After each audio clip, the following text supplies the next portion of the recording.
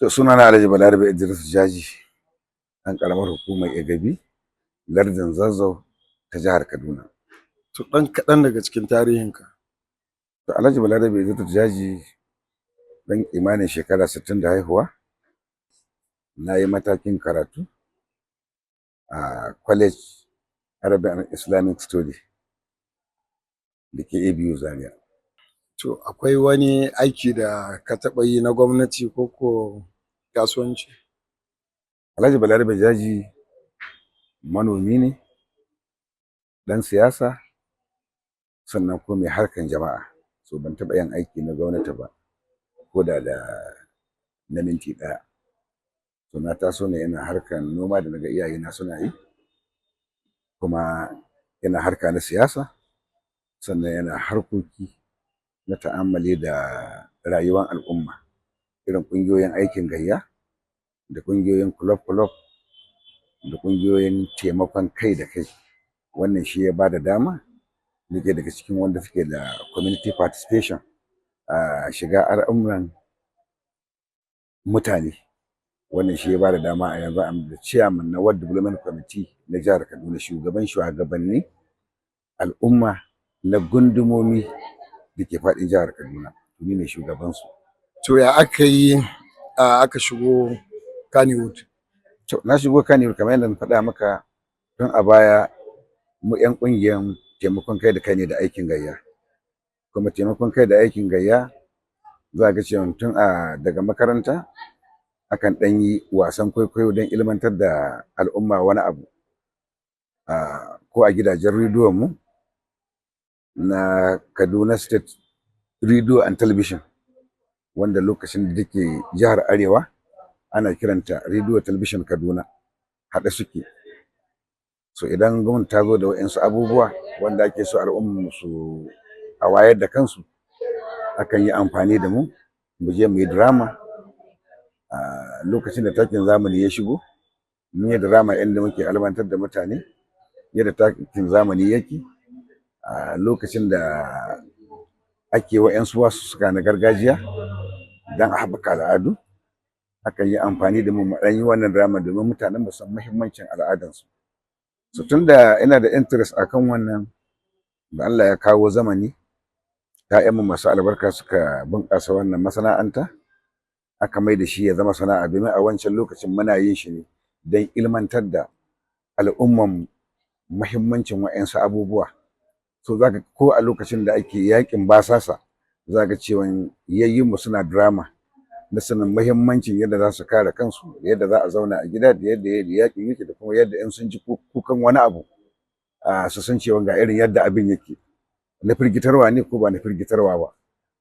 A lokacin da kiliya ya koma hannun dama, shi ma an rinka wayar da kan al'ummar mu su san cewa ga yadda tuƙi yake. Duk sun yi rinka yin ire-iren waɗannan wasan kwaikwayon. Lokacin da aka canza naira da kwabo sabon kuɗi, shi ma an rinka yin drama don a ilmantar da mutanen mu su san muhimmancin wancan ita ce naira, wancan shine kwabo, kuma ga irin launin da wannan yake tare da shi. To a dramance mutanen mu za su fahimci wannan kuma su kama wannan. To tun da Allah ya kawo wannan lokaci, sai ga cewa matasan mu sun mai da shi sana'a, kamar yadda manyan ƙasashe suka haɓaka da sana'an fim. India, China, Colombia and the rest, ga sunan za ga cewa ƙasashen ma da wannan harkan shine tattalin arzikinsu. To yaran mu suka kawo, sai muka cewa akwai buƙatar mu shigo ciki mu ba da gudunmuwa don mu ga cewa masana'antar ta haɓaka, 'ya'yanmu sun samu abin yi ta wannan sashi. Saboda haka masana'antar Kannywood masana'anta ce mai faɗi, mai girma, babban kamfani ne wanda take riƙe da sashi masu yawa. Saboda haka akwai sashin masu ba da kaya, akwai sashin marubuta, akwai sashin daraktoci, akwai sashin continuity, masu ci gaba da al'amura, akwai sashi na welfare, akwai sashi na masu nemo location, akwai sashi dai gashi nan daban-daban, banda cameraman da masu sa fitila da masu sa abin magana. Duka waɗannan ɓangarori ne mai zaman kanshi a wannan masana'antar. Sannan waɗanda suka fi yawa shine irin mu jarumai da suke cikin masana'antar. Za ka iya tuna fim ɗin da ka fara yi a wancan lokacin? Fim ɗin da na fara yi fim ɗin ƙanina ne da ya samo labarin, ya rubuta, aka rubuta mai suna CID. Ishaq shi ya directing wannan fim ɗin. to a wannan fim ɗin da na fara participating, na fara fitowa. To daga nan sai Yakubu Lere yi wani fim da ake kiran shi soyayya, rabashi wanda Ahmed S Nuhu shine jarumin fim ɗin, Safiya Musa. So haka dai. To an zo an fara fim mai dogon zango, sani ba ko za ka lissafa mana wasu fina-finai da ka taka rawa, kuma wanne ka fi jin daɗin sa? So ni duk fim ɗin da aka bani ba wanda in na taka rawa a ciki bana jin daɗin sa, domin labari shi yake kawo actor a zaɓo ka ga cewa ya kamata ka bada wannan gudunmuwa. Kusan cewa duk fim ɗin da na taka rawa a mai dogon zango ni ina jin daɗin sa, ina son su. So amma dai a fim mai dogon zango wanda na fara fitowa, na fara taka rawa a ciki shine Kwana 90, wanda na fito a matsayin na manajan wutar lantarki. So daga nan na yi fina-finai masu yawa a mai dogon zango, kamar kamfanin Abnur Entertainment na Abdul Amir mai kwashewa, na yi Manyan Mata da sauransu, ga sanan dai suna da yawa. To an ganka a Kaddara, fim ɗin da ya zama an ji shi kwam saboda wani abu da ba a taɓa gani ba. Ya ka ji a wannan fim ɗin a matsayinka na mahaifin yadda ta haɗa komai abin da ake so, amma kaddara ta hana ta zaman aure? Na ji daɗi kwarai, domin marubucin labarin ya yi ƙoƙari kwarai, domin kullum abin da muke so dukkan marubuta labaran mu su rinka fitowa da abubuwan da yake damun al'umman mu, kuma yake cikin zukatan al'umma, domin samun gyara ko kuma fahimtuwa akan abin. To mai rubutun ya yi ƙoƙari kwarai, shi ma producer ya yi ƙoƙari da ya ɗauki nauyin gabatar da wannan fim, kuma ya ba labarin dukkan irin haƙƙi da gudunmuwan da ya kamata labarin ya samu. Shi ma daraktan ya yi ƙoƙari kwarai, domin ya bi labarin irin yadda ya kamata, kuma suka yi ƙoƙari wajen samo jaruman da ya kamata aka sa su, kowanne aka sa shi a inda ya dace, kuma ya bada abin da ya dace. So na ji daɗi kwarai, domin wani fim ne da yake nuna ma al'umma kusan a har kullum ganin ɗan adam kake yi, ka san cikin shi baka san ba, ka san wajen shi baka san cikin shi ba. Saboda haka har kullum sai jama'a su rinka ma mutane mummunan zato maimakon su je su yi bincike. So akwai mutane da yawa wanda kaddaran Allah yakan faɗa musu, amma idan baka yi bincike ba sai ka ɗauke shi a matsayin ba kaddara ba, ka je kana yi da su, ko kana zagin su, ko kana aibata su. Za ga cewa akwai su mata da yawa Allah ya jarabce su da aure, amma a je a nemi me yasa auren haka suke, auren su yake yawan mutuwa, ba za a nemi dalili ba, sai dai a je a shiga ana zagin su, ana gulmace, ya zama abin tsegumi, har a kawo inda za a tsangwame su a cikin al'umma. Haka shi kanshi namiji, akwai wanda Allah ya kaddara mashi aure ne, to shi ma zaka ji ana cewa wani mai aure saki ne, amma ba a san rizin din da yasa suke rabuwa da matansa ba. Zaka ji ana cewa mai aure saki ne.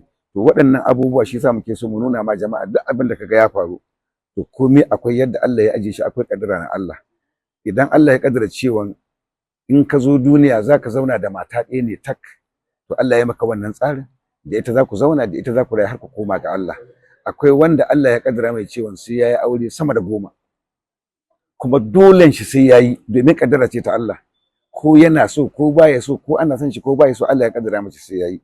So akwai wanda Allah ya kaddara mai cewa zai zauna da mata 4, kuma da su zai zauna, kuma da su zai rayu har ya koma ga Allah. So kowa da irin kaddaran da Allah ya tsara mashi.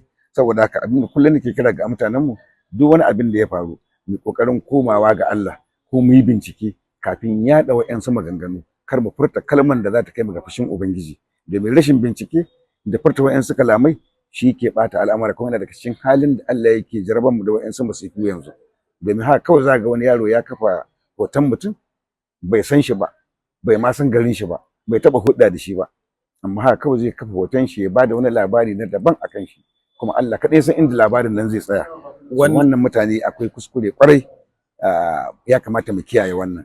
To fim da yana nuna mana cewa, wannan fim yana nuna maka cewa ka yi bincike, sannan yana nuna ma iyaye su rinka tuhuman 'ya'yansu, suna riƙe da hannun ruwan zafi, suna riƙe da ruwan sanyi. Duk lokacin da 'ya'yansu ga za su karkace, su sa ruwan zafi su ladabtar da su. Duk yaran da suka zo da abubuwa na alheri, su sa ruwan sanyi su goyi bayan su. An samu ci gaba yanzu a masana'anta na abin da ya kama da biyan aiki, da kuma yanda za a yi masana'antar nan ta ci gaba ko bayan ba ku. Wani gyara kake gani ya kamata a yi? So abubuwan da ya kamata a yi ga al'umma, ya kamata al'umma da suke waje, manya da malamai da sauran iyayen ƙasa, su yi ma masana'antar kyakkyawar zato. su rinka mata zaton alheri, domin a cikin kowane irin al'amari akwai na kirki akwai na banza. To idan aka yi mata kyakkyawan zato aka rinka shigowa da shawarwari, za a samu gyaran da zai inganta. Sannan su kuma waɗanda suke cikin ma'aikatan su yi ƙoƙari wajen riƙe mutuncin kansu, wajen riƙe mutuncin addininsu, wajen kare mutuncin al'adansu da mutuncin addininsu, da kuma ba duk wani mai haƙƙi. Duk wani wanda ka taimake shi ka ba shi haƙƙin shi, to ka taimaki kanka ne kuma ka taimake shi, kuma Allah zai yi maka sakayya da kyakkyawan alheri. Saboda haka ina roƙo ga abin da zai inganta wannan masana'anta namu kenan, shine mutunta juna, riƙe mutuncin juna, da ba kowane mai haƙƙin shi, da kuma aje abu inda ya dace. Wannan zai taimaka ma wannan masana'anta, so kuma jama'a su rinƙa mutane kyakkyawan zato da kyakkyawan fahimta. Inda aka kuskure a jawo hankali, inda za a yi gyara, ba ta hanyar tozarci ko cin mutunci ko walaƙanta ɗan adam ba. Ɗan adam mutum ne mai kima da daraja. Duk wanda ka gan shi a duniyan nan baƙon Allah ne. Allah shi ya kawo shi duniya, kuma shi ya san yadda zai da shi. Al'amarin shi yana hannun Allah, ba shi a hannunka. Saboda haka kai ƙoƙari kai ma ɗan adam kyakkyawan zato, kai mishi fatan alheri. In ka ga yana abin da bai dace ba, to kai mishi addu'an Allah ya shirya da shi, Allah ya ganar da shi, ya dawo kan daidai. Kai ma sai Allah ya gyara zuciyanka, ya gyara maka zuri'anka. Muddan ka aibata wani, ka cutar da wani, kai mummunan zato a kan shi, to kada kai mamaki komin girmanka, komin tarin arzikinka, komin karatunka, Allah na iya jarabanka. Domin inda kake bawan Allah, haka shine shi ma bawan Allah ne. Yadda Allah ya kawo ka, haka Allah ya kawo shi ko ya kawo ta. Allah shi yake da iko akan kowa, kuma Allah ya ce mu yawaita ma junanmu kyakkyawan zato, da yi ma junanmu fatan alheri, da neman shiryan junanmu. Wannan shine roƙona da kirana ga al'umma na masana'antar da wajen masana'antar. Kowa ya mutunta kanshi, ya mutunta iyalan shi, ya mutunta addinin shi, ya daraja addinin shi, ya daraja al'adan shi, ya kare mutuncin kanshi.